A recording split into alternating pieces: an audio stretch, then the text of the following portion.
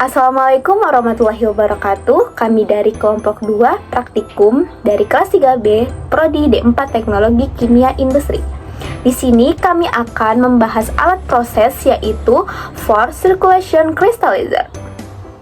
Apa sih kristalisasi? Kristalisasi adalah teknik pemisahan kimia antara bahan pada cair di mana terjadi perpindahan massa atau mass transfer dari zat larut atau solus dari cairan larutan ke fase kristal padat.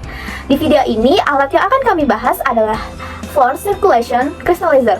Apa sih forced circulation crystallizer itu sendiri? Forced circulation crystallizer ini ialah alat yang akan mengkombinasi antara pendingin dan evaporasi untuk mencapai supersaturasi. Kemudian di sini saya akan menjelaskan prinsip kerja tentang alat ini. Yang pertama yaitu alat ini menggunakan penguapan atau pendinginan lewat penguapan untuk menghasilkan larutan superjenuh. Nah, larutan superjenuh ini mengandung jumlah zat larut yang lebih besar dari larutan jenuh pada temperatur spesifik.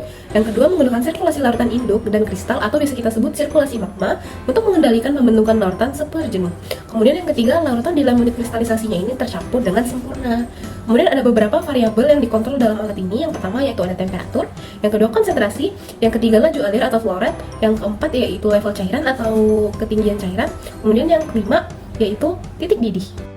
Kemudian, cara mengendalikan variabel proses pada alat ini yaitu pada gambar, umpan berupa larutan induk dilewatkan melalui sebuah heat exchanger untuk dipanaskan.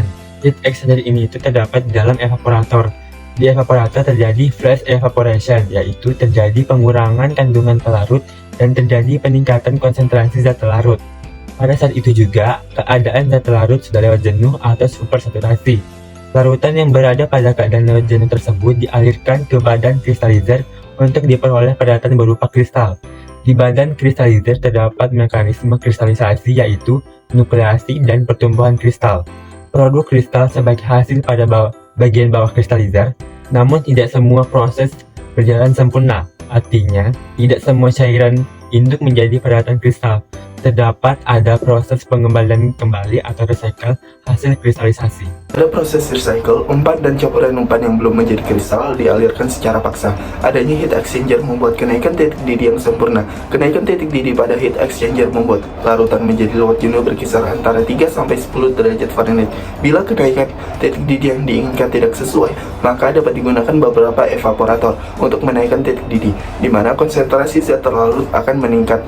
Karena mengalir secara paksa menggunakan pompa, maka kenaikan aliran cukup tinggi, sehingga akan mengakibatkan ketinggian permukaan larutan pada kristalizer tidak tetap atau naik turun.